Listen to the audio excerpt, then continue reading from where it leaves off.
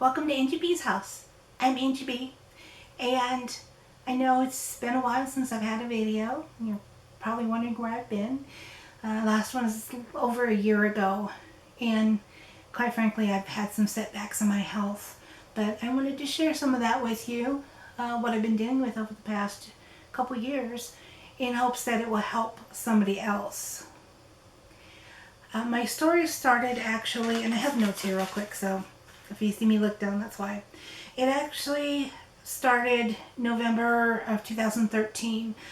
Excuse me. Prior to that time, I had been diagnosed with gastroesophageal reflux disease, or GERD, premature ventricular contractions, or PVCs, and asthma,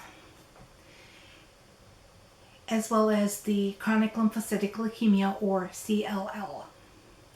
I had done multiple stress tests, multiple EKGs, and blood work prior to this time. And except for the blood work showing the chronic lymphocytic leukemia, everything else was normal. Well, then in November 2013, to be exact, November 17th, 2013, I started having constant chest pain. Now, I'd had intermittent chest pains here and there on occasion.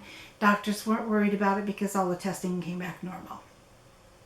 So, November 17, 2013, I started having chest pains, only they were pretty constant. They wouldn't come and do like a little flutter and then go away, which was the PVCs. So I decided to take a trip to the emergency department. When I got there, they almost immediately gave me nitroglycerin, which really helped a lot with the chest pain. They also did the standard EKG, the blood work, chest x-ray, and I think that's about it. If I remember right off the bat, that's what they did. All of that testing came back normal. So since the nitroglycerin helped with the chest pain, they suggested I spend the night and have a stress test in the morning. Okay, great. Did that. That too came back normal. In fact, it was so normal that my heart rate went down so quickly they barely got enough images of my heart while during the exercising and after the exercising. So based on that testing also being normal, I was then diagnosed with esophageal spasms. Their doctors told me that there's only two instances where nitroglycerin helps. One is during a heart attack or with angina, or during esophageal spasms. And since they were pretty convinced that I was not having any heart issues, because again, they also had me hooked up to the monitor for several hours watching my heart rate, that's where they came up with the diagnosis of esophageal spasms.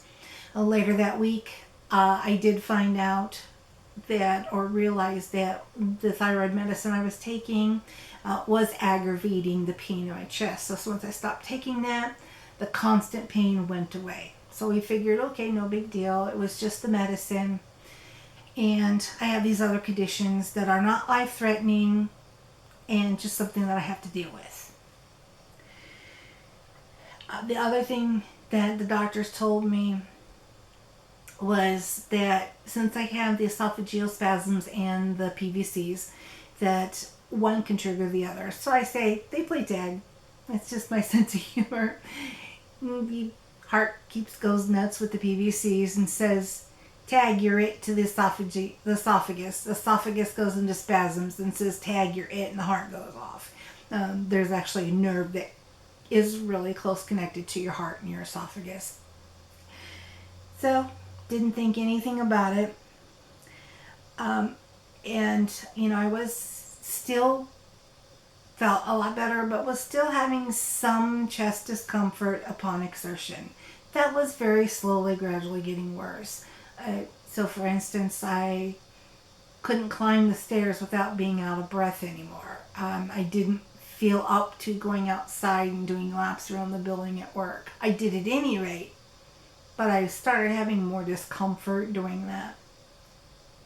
So that brings us to the summer of 2014. So, yeah, a few months later, afterwards, I began feeling a lot more fatigued, but also, again, just gradually, the chest pain upon exertion was getting gradually worse. During this time, also, my blood counts, the white blood cell count and the lymphocyte count, gradually began, or not gradually, it began rising at a little bit faster rate than it had been the previous 4 years. So I discussed it with my oncologist, and given that, along with an increased number of infections in my respiratory tract, we decided that it was probably time to start treatment. That was in the fall, in November. But I decided, he says, well, you can start now or you can wait. And I would decide to wait till after the holidays. Went back to my primary care, and she agreed that perhaps some of the chest pain that I was having could be a result of my disease ramping up. So she wanted to wait, since all the testing came back normal, she wanted to wait until after I went through the 6 months of Rituxan and started treatment, that to do anything else about the chest pain. Because, again, since there's so many lymph nodes in the chest area, if they're inflamed from the cancer, it could cause my pain. She and the oncologist agreed, so, you're like, okay. So I went through the treatment, and I spent most of the summer in bed, and you can get the full story in the My Story video. But I, spent most of the summer in bed, sick from the medication, got through that, and began to realize that the chest pain was worse. But I figured it was probably just because I spent the summer in bed and I just needed to build my stamina up again. It still wasn't bad. It was still pretty much only with exertion, and it was intermittent. But I did tell my primary care physician, and she ordered a screening CT scan of my heart. The test that came back perfectly normal. Usually, if it's abnormal, the scores that they give you are in the 200 to 300s. Mine was a 2. Another good sign. So she concluded that it probably wasn't my heart. I thought maybe it was my gastroesophageal reflux disease or my asthma. During that time, I also continued to have bouts of bronchitis, which I do every winter. So she did do an in-office pulmonary function test it was just this little device about this big that I breathed into, and it read certain things. Came back normal. So she, was not too concerned about it, and again, also agreed that I probably just needed to exercise more to build up my stamina. That brought us to, let's see where I'm at in my notes.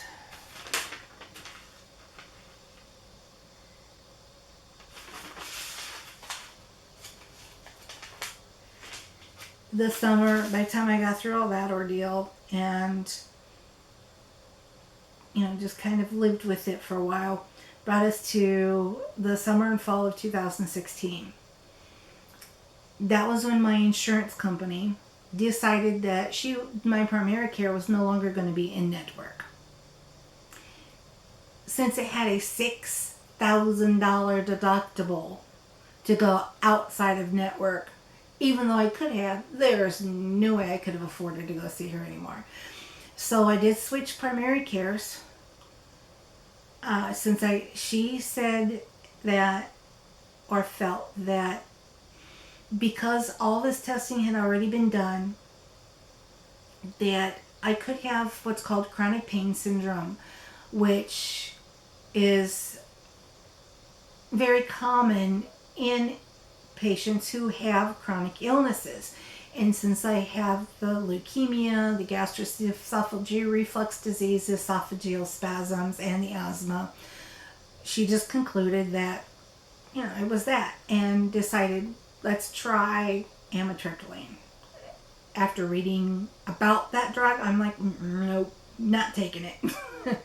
No. But again, I was still having pain with exertion. Well, now at this point, I was actually having constant chest pain, not just with exertion, but it was pretty constant. So she actually ended up, I saw her a couple times. She ended up moving to Chicago. They assigned me to an intern with an attending, and she didn't do anything else other than what the primary care the previous doctor had done, and upheld that decision. But all this whole time, I'm still having constant chest pain. The one thing she did do is refer me to a gastroenterologist and a pulmonologist.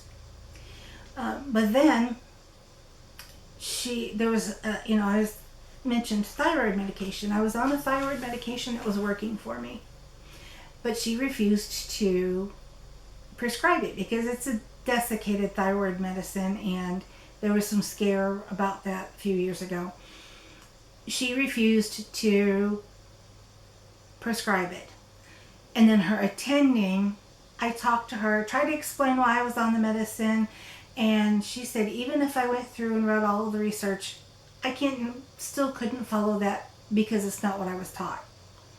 Put up a huge, huge red flag for me, and decided it's time to see another doctor. Of course, it took a month or so to get into him. Saw him, first visit, explained everything to him. He referred me to a cardiologist almost immediately. And I'm like, yay! Of course, it took a month or two to get into him. But in the meantime, I did get to the pulmonologist and the gastroenterologist. Pulmonologist ordered a pulmonary function test, the big one where when you're actually in the booth, not just a little handheld thing, but a full-blown pulmonary function test where you sit in the booth and you breathe in. That came back normal. So he just figured that, if I have any problems, just make sure I'm using my rescue inhaler. Saw the gastroenterologist, and he did an upper GI, which is endoscope down your throat, and he also I was at the ages for colonoscopy, so he did that one too. So up and down I went. But those came back normal, with the exception that he confirmed my gastro reflux disease, because he did see signs of chronic gastritis in the upper GI, and then in a colonoscopy he confirmed my diverticulosis. And so he, prescribed medicine accordingly, and he also wanted to prescribe me amitriptyline, and again, no, not doing it. Oh, his only other suggestion to me, I'm sorry, had to think about it for a minute. His only other suggestion to me was that I needed to lose weight, because if you lose weight, or when you have like a lot of belly fat like I do, it pushes up pressure on your stomach, which can increase the likelihood that it will back up into your esophagus. I'm like, okay, well, how can I lose weight if every time I try to exercise I have chest pain? So I'm like, okay, I'll try. And so then I went to the cardiologist, and he did an EKG, and what was interesting is he also took my blood pressure, took it when I was sitting up, had me lay down, took it again, and then had me stand up and took it again, which is interesting because that is a quick, easy screening to make sure that there's no POTS going on. You can look it up. It's postural orthostatic tachycardia syndrome. So, but mine was fine. He also did an EKG. He added a Holter monitor that I wore for a week or 3 days or 2 days or something like that. I had an echocardiogram, which is a sonogram of the heart, and it looks at the heart function and the muscles. And he did ordered a stress test where, I was running on a treadmill. And I will say that during the stress test, I tried to do it physically with actually running on the treadmill, and I got so short of breath and had pain, so they had to stop it and then restart it. Well, the stress test came back normal. The Holter monitor only showed my PVCs. The echocardiogram was completely normal. The EKG was completely normal. So you hear a theme here, okay? Pulmonary function test normal. EKG, stress test, Holter monitor, echocardiogram, chest x-ray. He did chest x-ray as well. Everything came back normal. So he decided, well, let's try to treat the PVCs. He did switch up my blood pressure a little bit, blood pressure medicine. And then and he saw me every 3 months, which I really liked because, that lets him know that he really cares. But he decided, well, let's see if we can control the PVCs, and see if that makes the chest pain go away. It did not. And by this point now, I was having pretty much constant chest pain, but then when I would try to exercise or walk, I would get, because I loved walking my dog, I would get, halfway, a quarter of the way down the street, and I would have to stop, catch my breath, wait for the chest pain to go away, and then I would continue. And then I'd go another quarter of the block and do the same thing. So I couldn't even walk my dog. And I'm like, oh, great. So, but then it did, and then summer came, or it was winter again, and of course I was having my usual winter issues with the breathing. But nothing that the doctors were doing seemed to be helping. So in February of last year, believe it or not, I flat out asked him, okay, at what point do we do an angiogram? And that's where they take the camera and they put it in your arteries and up through to your heart to actually take an internal picture of the heart. And he said that because all of my testing came back perfectly normal, he felt that the risk of the angiogram far outweighed the benefits. I'm like, okay. So he wasn't going to do it, and he's like, well, let's go ahead and up your medicine, see if that helps. Saw him 3 months later, still felt bad, and actually by this point the chest pain was gradually getting worse till I could do less and less. And he upped the medicine again, and then I saw him in August. And this is a heart regulator, again, to help control my PVC so that they wouldn't be so drastic and so bad. So this brings us to August of last year, 2018. I said, this is not working. And now I am lucky to be even able to walk from my front door to my car without having to stop and catch my breath and wait for the chest pain to go away. I'm spending the majority of my time in bed or just sitting because I feel so bad. So at that point, he decided, okay, well, maybe we'll go ahead and do the diagnostic CT scan. It's a type of angiography. And diagnostic with the screening one that I'd had a few years earlier, it just took a picture of your heart. with the screening, the diagnostic one, they put dye in. And I got that back a few days later, and then within a week I was in the hospital getting a stent placed. They found a blockage. Scary, but also a relief that finally, I'd been feeling so bad for so long, finally there was something wrong that could be fixed. Now, where my story kind of ends is when I went to see my doctor at my primary care after my stent placement for a follow-up visit.